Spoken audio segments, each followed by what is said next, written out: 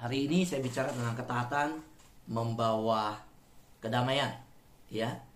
Ketaatan membawa kedamaian. Yuk katakan di tempat kita masing-masing, yang di Zoom maupun yang di YouTube, ya. Ketaatan membawa kedamaian.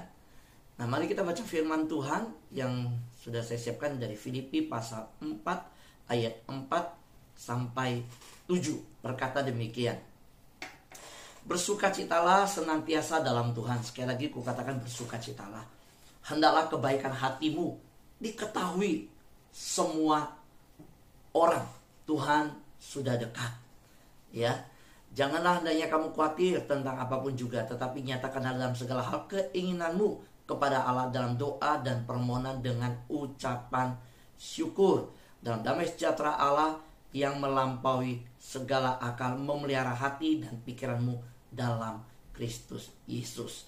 Saya bacakan versi terjemahan satunya lagi, ya, NLT. Jangan khawatir tentang apapun, sebaliknya berdoalah tentang segala hal. Katakan kepada Tuhan apa yang Anda butuhkan dan berterima kasihlah kepada Tuhan untuk semua yang telah Tuhan lakukan. Kemudian saudara akan mengalami kedamaian Tuhan yang melebihi apapun yang dapat kita pahami. Damai sejahtera Allah akan memelihara hati dan pikiranmu sebagaimana kamu hidup di dalam Kristus. Sahabat doa yang terkasih dalam Tuhan, firman Tuhan, suara Tuhan di dalam Filipi menyatakan bahwa Allah rindu memberikan damai sejahtera kepada setiap anak-anaknya. Tetapi dalam fakta kehidupan, kita menemukan banyak anak Tuhan tidak mengalami damai sejahtera. Nah, saya percaya bahwa ketika suara Tuhan menuntun hidup anak-anak Tuhan, harusnya anak-anak Tuhan menjalankan kehidupan dalam damai sejahtera. Jadi, saya melihat bahwa seseorang anak Tuhan yang tidak mendengar suara Tuhan saat mengambil keputusan dalam menjalankan kehidupannya, seringkali terjadi kekacauan. Seringkali kehidupannya diikat oleh kemelut, terjebak di dalam kegalauan. Sebab firman Tuhan jelas menyatakan bahwa kita bisa menyatakan segala kebutuhan kita kepada Allah di dalam doa. Dan Allah adalah sumber damai sejahtera yang senantiasa memeliharakan kita. Masalahnya adalah anak-anak Tuhan tidak mendengar suara Tuhan. Kita sudah belajar tentang Tuhan yang berbicara kepada kita melalui firman Tuhan. Tuhan telah memberikan suaranya tercatat di dalam Alkitab yang begitu lengkap. Anak-anak Tuhan tidak pernah meraih, tidak pernah membacanya. Bahkan ada sebagian kecil anak Tuhan, sebagian kecil yang tidak mau, ya, sama sekali. Dia hanya maunya dengar suara Tuhan bicara sama dia audible. Bahkan saya pernah dengar anak Tuhan berkata, gak usah baca Alkitab, Tuhan bisa ngomong sama kita. Nah, saya berkata, mana kamu tahu yang Tuhan bicara itu benar apa tidak kalau kamu gak pernah baca Alkitab? Karena untuk menguji suara Tuhan benar apa tidak, suara itu harus dan pasti tidak bertentangan dengan Alkitab. Nah, jadi ketika seorang anak Tuhan tidak membaca firman Tuhan, dia tidak bisa menguji benar apa tidak. Nah, sebab juga sama, saya mau katakan saat ini, seorang anak Tuhan yang tidak mendengar suara Tuhan saat mengambil keputusan, dia tidak akan mampu keluar dari kemelut hidup dan terjebak dalam kekacauan hidup. Artinya bahwa kita harus memberikan diri kita setiap hari dituntun oleh suara Tuhan. Setiap hari kita harus mempercayakan hidup kita dibimbing oleh suara Tuhan. Dan itu artinya kita tidak boleh melepaskan diri dari mendengar firman Tuhan, membaca firman Tuhan. Alkitab sudah diberikan kepada kita. Mendengar firman Tuhan, iman timbul dari pendengaran. Setiap hari seperti ini. Di sahabat doa kita mendengar firman Tuhan. Dan dia pribadi Allah kita. Waktu kita membaca firman Tuhan, kita akan mendapatkan firman yang seperti ini dinyatakan. 1 Korintus pasal 14 ayat 33 jelas menyatakan bahwa Allah bukanlah Allah kekacauan, melainkan Allah damai sejahtera. Nah, waktu kita membaca firman Tuhan, kita jadi mengenal pribadi yang kita sembah adalah pribadi damai sejahtera. Dan bukan kekacauan, tetapi ketertiban. Saudara, bisa rasakan ya, bagaimana sulitnya kalau kita berdoa, ternyata tidak ada host, tidak ada yang memegang, mengontrol Zoom. Lalu ada suara yang tanpa sengaja kebuka mic-nya. Lalu ada yang berdoa, ada juga yang lagi sedang suara masuk. Atau sedang berkhotbah, ada yang tiba-tiba kepencet share screen. Ada suara juga masuk bicara. Kita bisa konsentrasi nggak? Sulit konsentrasi. Yang terjadi adalah ketidaktertiban. Tapi kan yang menciptakan Zoom ini, yang membuat Zoom sudah atur bahwa ketika Zoom ada host, ada co-host yang bisa mengontrol suara, yang bisa juga spotlight, bisa menampilkan wajah yang sedang bicara. Nah, itu semua sudah diatur sedemikian. Nah, sahabat doa yang terkasih dalam Tuhan, jadinya tertib. Nah, karena tertib, lancar, ya, sejahtera semuanya. Sahabat doa yang terkasih dalam Tuhan, demikian juga Allah yang menciptakan langit dan bumi. Allah yang menciptakan segala sesuatu yang ada. Saya percaya bahwa Allah menginginkan damai sejahtera dan ketertiban, bukan kekacauan. Karena itu kalau hidup kita berada di dalam kondisi yang begitu rumit, begitu kacau, Allah mengundang kita datang. Allah memberikan sebuah solusi bahwa kita boleh datang kepada Dia untuk kita mendapatkan sejahtera, damai, dan hidup kita tidak di dalam kekacauan. Dan Allah mengundang itu, membuka diri, ayo minta kepada Dia. Saya tidak tahu hari ini bagaimana kehidupan kita. Kita mungkin berkata hidup saya kacau, hidup saya berantakan, hidup saya, waduh, keluarga saya nggak ada yang tertib, nggak ada yang cari Tuhan, semuanya mementingkan segala sesuatu kepentingan masing-masing. Nah, ayo kita datang kepada sumber damai sejahtera, sumber kebaikan itu. Dan saya percaya kalau ada Allah, ada Tuhan hadir dalam rumah tangga kita, keluarga itu ada ketertiban, keluarga itu ada damai sejahtera. Tuhan rindu menyertai senantiasa. Pertanyaannya adalah, apakah kita ada melibatkan Tuhan dalam keluarga kita, dalam karir kita, dalam kehidupan yang kita jalani? Kalau bukan, Tuhan yang memimpin, bukan suara Tuhan yang memimpin, bukan kehendak, bukan firman Tuhan yang memimpin, menuntun kehidupan saudara. Ini yang saya lihat. Biasanya kehidupan yang dijalani penuh kekacauan dan jauh dari damai sejahtera. Saya harus katakan demikian, karena inilah yang saya temukan. Dan saya percaya bahwa Allah yang sudah mengundang kita dan berkata, pilihlah hari ini, berkat apa kutuk, itu benar adanya. Tuhan tidak mengingkari janjinya. Tuhan menyatakan bahwa suaranya itu manis merdu. Dan domba yang mendengar suaranya akan menemukan padang rumput. Tuhan berkata dia gembala yang baik. Gembala yang baik bahkan memberikan nyawa bagi domba-dombanya. Akan mencukupkan segala kebutuhan domba-dombanya. Saudara, jadi kalau bukan suara gembala yang menuntun, jelas domba-domba akan tersesat. Kalau hari ini kehidupan kita temukan kacau, tersesat. Kita dalam kehidupannya tidak tahu arah dan tidak tahu tujuan. Hidup kita nggak punya tujuan. Hidup kita tidak punya visi, tidak punya misi. Sedangkan Allah menyediakan visi, Allah punya misi, punya kehendak, punya rencana untuk kita jalankan. Kita bilang, saya nggak punya. Berarti kita bertanya, kita harus evaluasi. Kita dengar suara siapa selama ini? Kita ikut suara siapa selama ini? Saudara, kalau bukan suara Tuhan, bukan firman Tuhan yang menuntun kehidupan kita, maka jangan heran kita lihat banyak anak Tuhan di luar sana yang mengalami kehidupan yang kacau balau. Narkoba terikat, free sex terikat, kehancuran terikat, banyak hal, dan tidak bisa lepas, dan hidup tidak pernah mengalami damai sejahtera. Menamakan diri anak Tuhan, berkata dia Kristen, tapi nggak ada damai sejahtera dalam kehidupannya. Kita bertanya, apakah sudah dituntun oleh suara Tuhan? Coba kita bayangkan begini.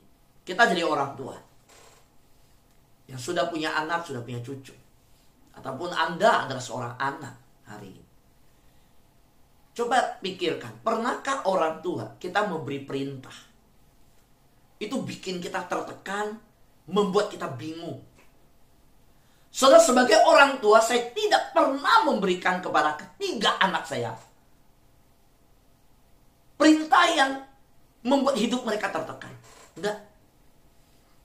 Saya tidak pernah punya niat, saya tidak pernah mau memberikan perintah yang buat mereka bingung. Enggak. Dan kalau saya bapak di dunia, tidak punya niat sedemikian, apalagi anak Allah. Saudara, kita anak Allah. Bapak di surga tidak mau.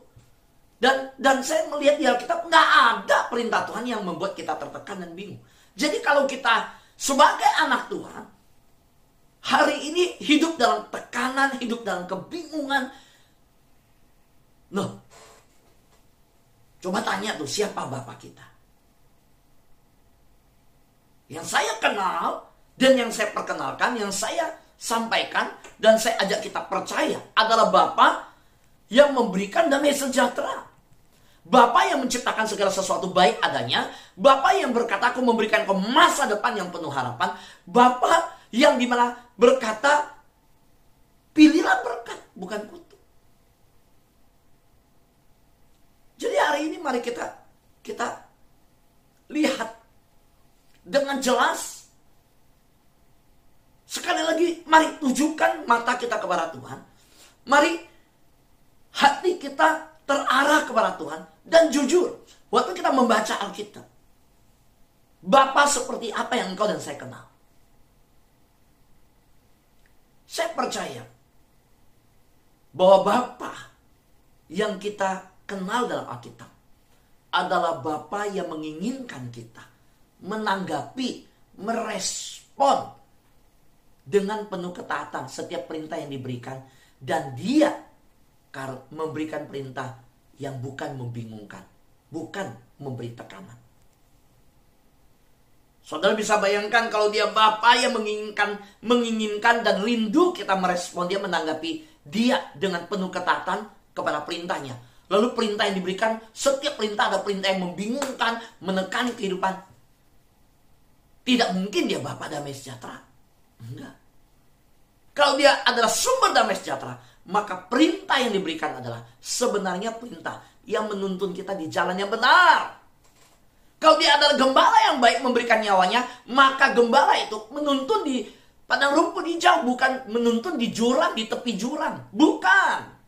Kalau dia Allah yang merentangkan tangan dan yang berkata, ya Bapa, ampunilah mereka sebab mereka tidak tahu apa yang mereka perbuat. Kalau Allah yang kita percaya adalah Allah yang merentangkan tangan dan berkata demikian ketika di atas kayu salib, dia juga adalah Allah yang menyediakan pengampunan bagi kita yang datang kepada dia.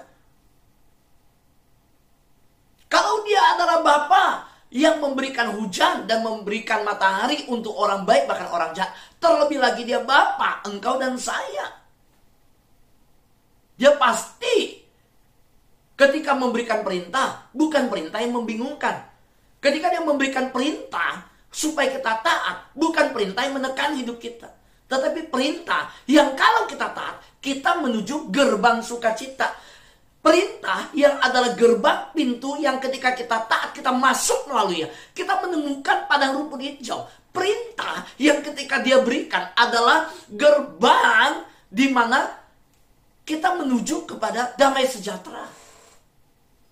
Jadi hari ini saya percaya bahwa Allah, Bapa yang engkau dan saya percaya, adalah Allah Bapa yang sungguh menginginkan kita mengalami damai sejahtera melalui ketaatan kita. Hari ini kita semua bisa merespon bagaimana firman Tuhan yang sudah kita dengar di minggu kemarin yang bicara tentang worship atau worry. Kita mau menyembah atau mau khawatir. Nah, perintah Tuhan adalah bernyanyilah, bersukacitalah, datanglah ke baitku. Itu perintah Tuhan. Nah, kalau perintah itu dijalankan, selama kita jalankan nih, kemarin 1 minggu, yang malam hari kita worship sama Tuhan jam 7 malam. Saya mau tanya, ketika kita jalankan undangan Tuhan untuk worship sama Tuhan, malam ini ada jam 7 malam. Saya mau tanya, yang worship itu ada tertekan? Waktu Tuhan undang untuk worship, kita lakukan menyembah Tuhan, memuji, meninggikan nama Tuhan. Rasakan damai sejahtera, lega, atau tertekan? Saya percaya, justru saya dapat banyak WhatsApp, banyak kesaksian yang ketika ikut worship night mengalami sukacita. Jadi, lihat, kalau Tuhan menyuruh saudara melakukan sesuatu dan saudara terus mengatakan tidak, sebenarnya itulah yang mendatangkan tekanan dalam kehidupan. Tuhan bilang, ayo worship saya. Kita bilang, enggak Tuhan, saya terlalu sibuk. Enggak Tuhan, saya terlalu senang, saya mau main PUBG dulu. Tuhan bilang worship, enggak Tuhan, saya senang lakukan yang ini dulu. Nah, itu yang sebenarnya mendatangkan tekanan dalam kehidupan. Saya percaya kalau anak Tuhan berkata, iya, ku jawab ya, ya, ya. Ku jawab ya, ya, ya. Ku jawab ya Tuhan. Ku jawab ya Tuhan. Ku jawab ya, ya, ya. Damai sejahtera kok. Maka hari ini, percayalah, selalu ada kedamaian ketika saudara mengatakan iya untuk apa yang Tuhan minta saudara lakukan. Dan Tuhan berkata, perintah yang kuberikan tidak berat. Kuk yang aku pasangkan itu ringan. Maukah kita melakukan perintah Tuhan? Maukah kita taat? Ketaatan membawa kedamaian. Nah, saudaraku yang terkasih Tuhan, sahabat doa, saya percaya Tuhan adalah gembala yang baik. Tuhan ingin memberi kedamaian kita, memberikan kedamaian ke dalam kehidupan kita, tetapi kita harus ingat juga, setan ingin merebut damai sejahtera Tuhan dengan mendorong kita untuk menjalani hidup tanpa ketaatan. Itu yang terjadi. Dia bapa segala pendusta. Berbeda dengan bapa kita, adalah bapa sumber damai sejahtera. Saya menemukan ya, secara pribadi saya lihat 90% dari apa yang Tuhan katakan kepada anak-anaknya, perintah-perintah, firman Tuhan saya lihat di dalamnya perintah. Itu semua dorongan positif loh. Jujur saudara, dorongan positif semuanya. 90%. Saudara, kalau saya perhatikan lebih lanjut, jika hanya pesan negatif ya, kalau anak-anak Tuhan ya, dengar khotbah yang hanya mendapatkan pesan negatif itu ya, saya bilang ada sesuatu yang salah. Kalau anak Tuhan dalam hidupnya, aduh saya susah jadi anak Tuhan, Tuhan mintanya begini, Tuhan mintanya begini, saya tertekan gini, saya bilang ada sesuatu yang salah. Yang saya tahu, pemazmur berkata, aku bergirang dalam perintahmu, aku bersuka cita di dalam menantikan suara Tuhan. Jadi saya menemukan bahwa justru kalau orang mendengar suara Tuhan, dia baca firman Tuhan, dia mendengar firman Tuhan, ketika dia dengar khotbah juga, makanya saya berdoa sama Tuhan. Setiap khotbah yang saya sampaikan adalah khotbah yang memberikan dorongan positif, dorongan yang membawa kita mengalami damai sejahtera. Bahkan di dalam mentaati perintah Tuhan, kita dengan sejahtera mau mentaati. Tapi kalau saya lihat anak Tuhan yang hanya dengar sesuatu yang negatif saja. Dia bahkan berkata, aku baca kitab, aku dapatnya negatif semua. Saya bilang ada yang salah. Saudara. Maka banyak anak Tuhan sulit untuk taat. Yang dia ketemu yang salah terus sih. Malah enggak. Kalau Tuhan kasih kita dorongan, ya selalu yang semangat yang positif kok. Dorongan positif. Nah saudara, jika saudara merasa seperti Tuhan menyuruh saudara untuk melakukan sesuatu, tetapi saudara semakin cemas karena hal itu, maka ada yang nggak beres. Ada yang nggak beres. Saya mau tanya di sini. Saudara ikut sahabat doa, ya, yang ikut sahabat doa, ya, dan yang di YouTube. Boleh ketikkan. Saudara bangun pagi, ikut sahabat doa. Saudara ikut dengan sukacita atau dengan cemas, sedang ikut dengar firman Tuhan, saudara ikut dalam tekanan, tertekan, atau justru setelah ikut sahabat doa, saudara ngerasa hati pelong sukacita. Yang bilang sukacita, boleh lambaikan tangan. Amin. Iya, nggak tertekan kan? Nah itu yang benar. Pak Fu, saya habis ibadah. Pak Fu, saya habis Zoom. Kenapa? Habis Zoom itu saya ketakutan. Saya tertekan. Saya cemas. Saya khawatir. Aduh, saya takut. Masuk Zoom aja saya udah ketakutan. Waktu saya di WA sama teman, ayo kita ikut Zoom. Menakutkan. Saya jadi takut itu. Nah itu ada apa? Ada yang salah itu. Harusnya ketika kita ikut cari Tuhan, kita sukacita. Kita damai sejahtera. Nah, ayo. Coba saya mau tutup dengan hal ini. Ya, pikirkan tentang keputusan yang saat ini sedang saudara hadapi. Contoh hari ini saja. Setiap hari kita bangun, selalu ada banyak keputusan yang mau diambil. Nah, saudara, yang hari ini sedang ambil keputusan mau ketemu orang, mau ke toko, atau mau lakukan apa? Nah, pikirkan. Apakah sesuai dengan Filipi pasal 4 ayat 6 sampai 7? Coba pikirkan. Baca ulang Filipi pasal 4 ayat 6 sampai 7. Sesuai nggak? Yang kedua, apa yang Tuhan perintahkan untuk dilakukan, tetapi belum saudara lakukan. Lalu saudara, kita renung. Akibatnya apa ya?